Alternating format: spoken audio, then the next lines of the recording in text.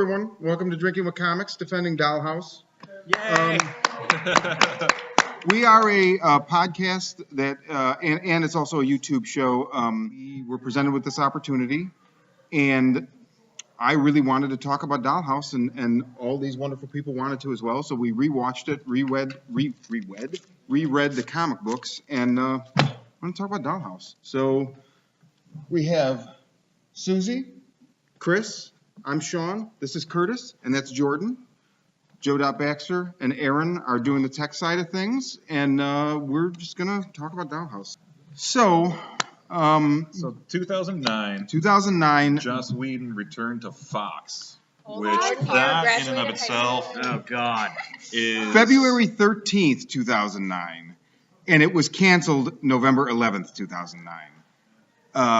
Wow, like no, the final. Oh yeah, you're right. You are correct. So, you are correct. So then packed into 2009. Yeah. So this is my Wikipedia, research here. It's premiered February 13th, 2009, canceled November 11th, 2009. Final ep aired January 29th, 2010, and production actually wrapped 1 month before that in December of 2009. So it was short and sweet.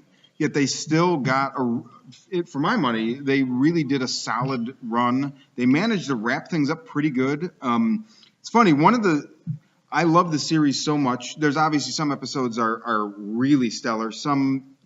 None of them are bad, but some set a bar that other ones don't necessarily attain, in my opinion. But one of the things later on, and I hope everyone's seen it all the way to the end because we're going to go full spoiler here. One of the things that I don't totally buy about it, I don't totally buy that Boyd ends up being like the head of Rossum. It seemed very much like, who haven't we done a reveal for? Him? Okay, boom. I went back after I finished rewatching the series this time, which we just ended I just finished a couple days ago, rewatched the first episode and the unaired pilot, and he has the ex-cop thing big time, and unless they were to explain it as like he had ex-cop tech put in or like skills, I just whatever. I mean, I if I can live with the end of the first season of True Detective and still love it, I can easily live with this. It's not for me. I'm gonna disagree with you a little bit. When you first said it, I kind of thought that because I'd watched it in 2010 or something, and then rewatched it just now.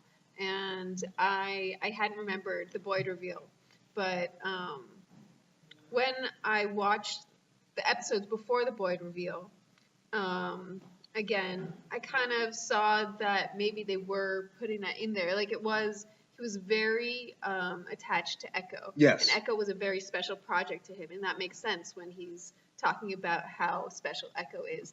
And so he's really got a very strange obsession with Echo, like a lot of other characters, and it kind of makes sense that he was the initiator of it. I agree to some degree. Being the complete founder of Rossum is a little bit of a stretch. Well, so it's interesting because being the initiator of bringing Echo or in Caroline makes sense. It's interesting because what you're saying about how in the second season you start to see it make more sense. In my research, I saw, or no, actually, I'm sorry, it wasn't my research. It's in the back of the last issue of the Dollhouse Epitaph comic. Which would be research. There's very fun research. Well, it was all fun research, but there's a letter that asks about it, and I don't really know who was answering. It was whoever was editing the comics, so they were in the Whedon camp and speaking for the camp. They said, well, it wasn't planned at the beginning. Shortly into the second season, we knew there would not be a third, and we knew we had to make it tight and finish up, which, again, they did a good job, but that was part of, so at that point, they started laying more foundation. They had Boyd, way out, probably, in the storyline of where they thought going to it, slower, and they kind of, it was all condensed so much that it kind of hit, in an awkward timing, but it kind of does make sense if they had more time to execute it a little bit better. It was originally supposed to go 5 years. That was Whedon's original plan, 5 years. So, I mean, very well may have made way more sense. I'm just happy we got 2 on Fox. Yeah, well. And again, I think that the only reason they got 2 was because they knew they messed up with Joss Whedon with Firefly. Yeah, absolutely. And I mean, I'm sure they had a lot of anger. They would have given him a second season, sadly, based on the ratings, but they knew that Joss Whedon picks up in the second season, and so I think they went on a faith No pun intended. Yeah, right. mission. If I can jump back to the beginning. Yeah, please. Because one thing I read, I'm going to bring it back to Star Trek, seeing as George is dressed as Libations officer.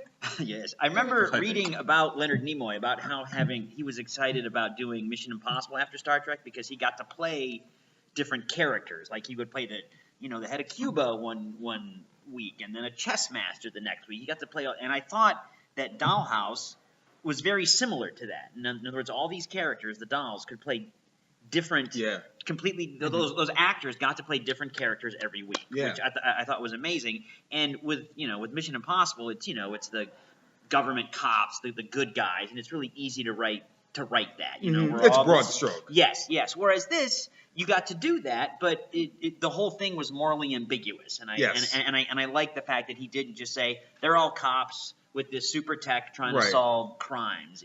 I'm really glad it wasn't a cop show. Yeah. So, but it was a cop show for like an episode. That was the beauty of the setup. You could have anything you want. You got a murder mystery, right. A lot of different silk things. stockings. But I do have to say though, I do think that was one of its unfortunate downfalls was when they ran the second pilot episode. Essentially, that was a cop show. The very first one where she plays a hostage negotiator. Eleanor Penn, which wasn't. No, Eleanor Penn. No, it is Eleanor Penn. I rewatched it. Oh, okay. Yeah, it is Eleanor Penn. Yeah, which essentially it set a precedent. So a lot of people tuned in thinking, "Oh, great, Joss is back on Fox," and then they tune in and they were greeted with what appeared to be kind of a cop show with a twist on it. And that turned a lot of people off. Yeah, that puts it in competition with all these other cop shows. Yeah, right. But it's so not a cop show. Exactly. It's so not a cop show. Yeah, but the first couple of episodes, like the female characters turn into this very like, I'm the best in my business, and I'm going to be mean to you, and like, oh, you're lucky this isn't a kill episode. Or kill, whatever. Kill order. Kill engagement. Kill engagement, Kill engagement. Yeah. Absolutely. But and it is. It probably did work against it, and I think everybody, if you're a Whedon fan, you're probably familiar with liking things that you really like, and all the reasons you like it is the reason why it's going to get canceled. There's no shortage of shows, especially on Fox, that are good and maybe ahead of their time and left of center, and like let's give people something different. And it just, in a lot of ways, a lot of people don't want something different. Or they don't have the attention span to stick around for it. And especially now, look, we're 7 years past this. There's so many shows. Like I've been trying to watch, what's the show with the girl that plays like 12 different characters? Orphan Black. I've been trying to watch it for years, but there's always all these shows. Like there's I got to so much shuffle. between Netflix and Hulu. It's so much all the time. Living in the golden age of television. Yeah, we are. But so even back then, I feel like it's like, and Susie, I think you brought this up the other day when we were talking about it at your guys' place, like, for a lot of the audience, you got to get them right away or they're not going to stick. I'm one of those people who, like, I watch the first episode, and if I don't like it, I'm not going to keep watching it. I don't, have enough time to give every show the benefit of the doubt for multiple episodes. Yeah. And a lot of people are like that, and so it's really tricky with what the first episode should be to really set the stage of the very specific audience that they're trying to find, because they're trying to find the sci-fi audience, but their first episode partially may have turned off some of the sci-fi audience, and it just didn't quite connect with people, and that's sad that that's how it is, but it's how it. It is how it is.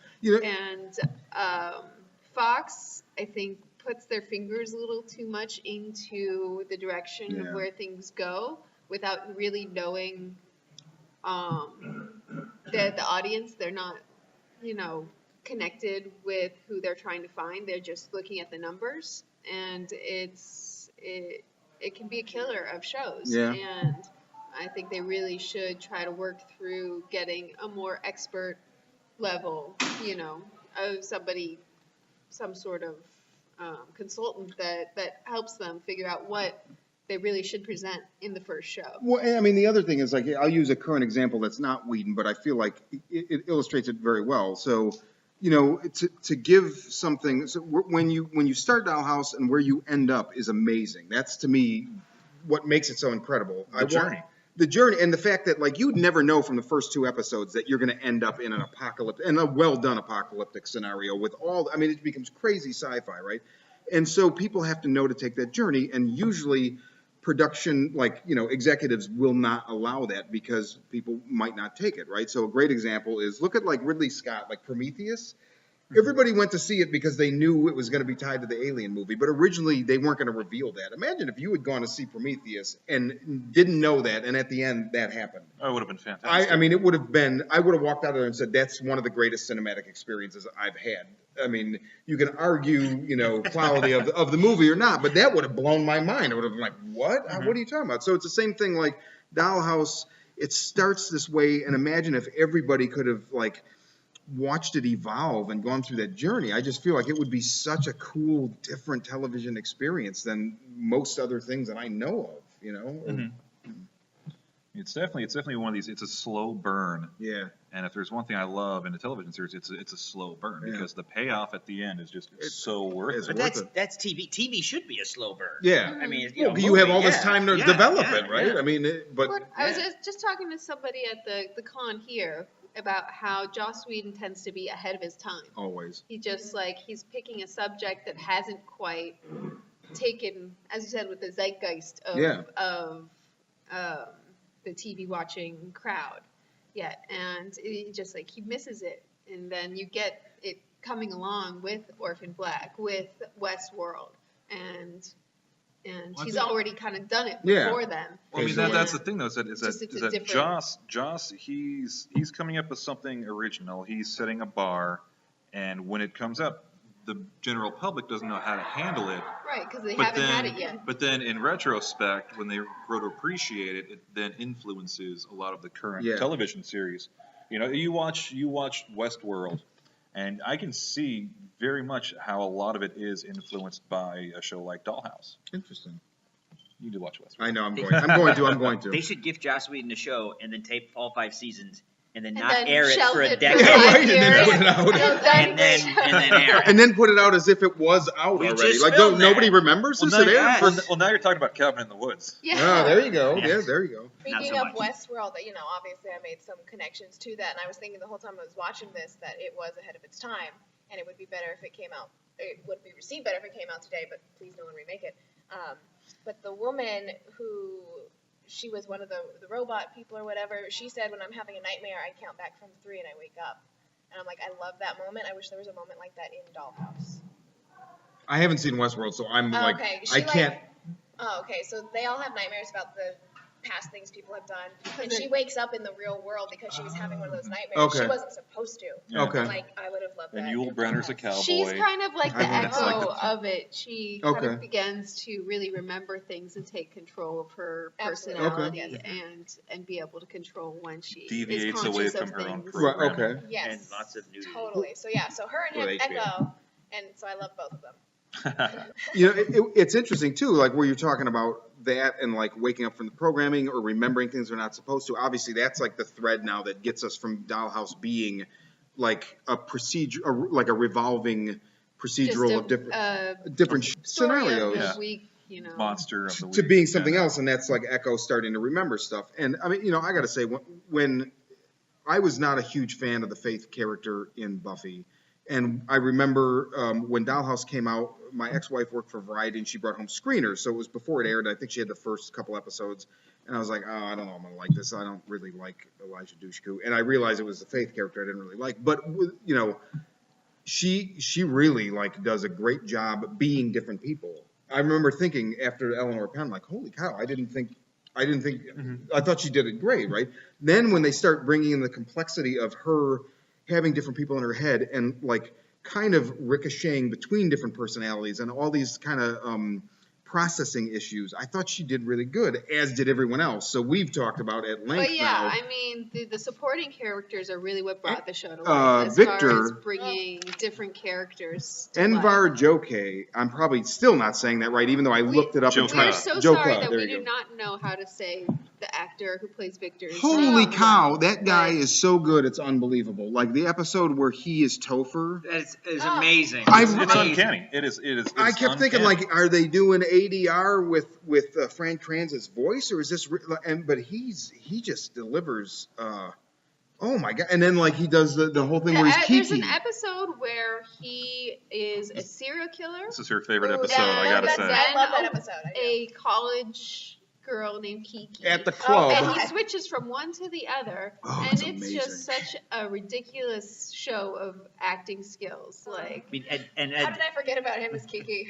him as Kiki is like my favorite character Yeah, that's ever. I great. need a Victor Kiki like pin to And- wear. Sitcom. and as an actor, if I can throw that. Yeah, please. I mean, one of the things we always hear about is you have to commit to the role, because if he half-assed that, it would come off ridiculous. He had to commit Yeah. to Kiki, and he had to commit to doing Topher, and also as an actor, you can imagine that day on set where they had to film him as Topher, that cast had a ball. Yeah. They Oh, had to have absolutely. had a ball. I mean, I'm like, wow. Now that's- here's the that's thing just too. so cool. When you're imitating another character, it's really easy to go too big with it. Yes. To be too much of a caricature of the character that you're playing. And I was amazed to see that he did not do that at all. Not at all. Yeah. You know, if you close your eyes and you listen to it, you think that it's Fran Kranz on Yeah. the screen. Absolutely. But again, he didn't go overboard. Like it wasn't hyperbolic. It was spot on. I mean, and they all do a really good job. And there's always like You need to have a treatment yeah now. I'm in love with Topher. If he's here, come So- here. I love blondes. Fran Yeah, Kranz, if you find this on YouTube somehow, he is so Frank spectacular. Kranz and the actor who plays Victor, I'm not even going to try to pronounce his name, I'm so Inver. sorry. And Like, I'm so sad that they don't seem to be anywhere else other yeah, than they the should Joss be universe, everywhere. because they're such amazing actors and so in control of being able to play different characters that I don't understand why they aren't more places. Yeah, I Like- totally agree. well, funnily enough, there was a movie that came out in 2012 called Lust for Love. Oh, you Is that said what me. it's called? Yeah. I think Called so. Lust for Love, and it's kind of like a rom-com kind of film, but it has Fran Kranz is in it. And Dyken Lachlan, yes, Sierra. Okay, I'm not even gonna try pronouncing names, so sorry. So Victor's in it. Topher's in it. Isn't- Sierra's in it as well? is Ballard in it? Tom O'Pennicott? No, No? Okay. Ballard I'm is thinking not someone in it. He's actually in Trick or Treat, and it's so funny. Oh, I've seen he that is movie in Trick or 1,000 Treat. times, and I Absolutely. knew I recognized him, and it never until today I was like, oh my god, the guy at the beginning of Trick or Well, Treat. he was also Hilo in Battlestar. Yeah. I still haven't seen it. I know. Oh. Chastise me later. Yeah, I Terrible love it. I person. mean, every once in a while, like a Battlestar or a Firefly character will, There's a lot of will show Battlestar up. people in Dollhouse. Dollhouse. Saul Ty showed up. Jimmy Bamber was in there, Mhm. doing the full accent. Yeah. Well, no, cool. that's his voice. Oh, that's his he voice, Is, yes. He is English. Yeah, he was on Law and Apollo Order in the London. Battlestar. Wait, Oh, wow. who's English? Apollo Bamber. in the Apollo. Battlestar. Apollo Creed from the Rockies. Yeah, that is movie. method actor. The guy That's is fantastic. Oh my So god. I mean, it seems clear that they're trying to find the sci-fi audience that they lost. Yeah. And they just like had to tune into the right episode. So to, like, you figure it know, out. what is the difference? I hadn't even thought about this, but like, Orphan Black. That seems to be. I don't know if it's still. I think it's. Is it still running or is it done? It's gonna It's be starting done its final in its season. last Okay, season, so yeah. it seems like it's very successful, but it also seems like it probably has an It audience still that's has a not niche, much bigger than small Dollhouse. Audience. It's not on Fox. So that's just it, huh? So it's just because it's on what, Sci-Fi? It's on sci-fi. It's on Sci-Fi, So so sci-fi, they're much sci-fi. more You know understanding. your audience. Yeah, on the sci-fi. audience knows. Audience of Sci-Fi knows they're watching That's so Sci-Fi. interesting The to me. audience of Fox, is so varied that they're not sure, Yeah, right. Well, what I they're mean, doing. here's the whole thing. Is that Fox? They either need to just commit to making sci-fi or just stop altogether. If you look at They do a lot of sci-fi shows. they do a lot of sci-fi and they shows. cancel They them cancel in one a lot season. of them. It's like either you give got them the chance or stop, or Dollhouse. give them to somebody else Well, there's that'll give them more time. Dollhouse, Firefly. There was the Terminator Sarah Connor With Chronicles Summer Glau. with Summer Glau. Who's awesome in Dollhouse. They did Holy smokes. Minority Report. Holy smokes. Minority Report. There was the So one they with messed up Carl Urban. Almost Human. Oh, Yes. Carl Urban. I didn't know he was in it. It's a remake of or like an No. Americanization of a British show, right? Isn't there a British show? No, from that's this? Being Human. Oh, my bad. Okay. Yeah, Almost Human. That was on Sci-Fi. I mean, even Human? Futurama only ran like 3-4 seasons originally on Fox before they canceled it, and it ended up getting That's a good revamped. run, though. Oh, it's a fantastic run For for Fox. Yeah. What I think what needs to happen next time Joss returns to television, which hopefully will be soon, he needs to go even if it stays within the same Fox family, go to FX. He needs to do something on I would love to see him do an on HBO Stars, show. even HBO, HBO, Starship, Yeah, that'd be right. great, Netflix, yeah. something like Exactly. that. When he That's can do why that now because he's Westworld Joss works. Whedon, Yeah, right? yeah, Show yeah. me Lady Booty. What? Yeah. That's gonna be the sound I'm bite talking about too. True That's Detective now. Oh, okay. But yeah, with like an extended budget and more development, like Yeah. Westworld gets. What could or- happen? Well, I mean, the other thing, like, even though he is doing Batgirl, I mean, he wasn't day to day necessarily in a lot of Dollhouse. He sets it up and like, Jed Whedon and what is it? Kilo. yeah, Kilo. his wife Kilo, They may have really been the driving force. And, as well as he was here today. Tim Minear. yeah, right, of course. He wrote and directed quite a few episodes of Dollhouse. He Killer directed The some serial of killer episode. the best episodes. Yeah. Really, if you go find the Tim Minear episodes, they're very strong. Mm-hmm. Should we go through favorite episodes? Yeah, sure. Okay. Start it You want off. me to start? Okay. I am gonna go with the episode where Topher, where they went to the DC It's so Dollhouse, good. and Topher plays himself. Or I'm sorry, no, Where and Victor plays Topher. Yes. Yeah, no, I just watched that, and I just like that cast had a ball doing that particular episode. They had fun, and Summer Glau came back for it, so Well, it was kind of like a homecoming of That's the everybody, other thing and- about the episode is it's Yeah. not just that. It's not just Victor as Yeah. Topher, but then there's the whole thing with Summer Glau, and like she just, Yeah. I had forgot she was in it, so like I'm rewatching it, and like I see her name in the credits, I'm like, wait, who does she play? And as soon as she came on and she got Yeah. the arm thing, I was like, Mhm. oh my Perfect. god. And I So absolutely good. love the theme that was made for any time Topher interacted with her.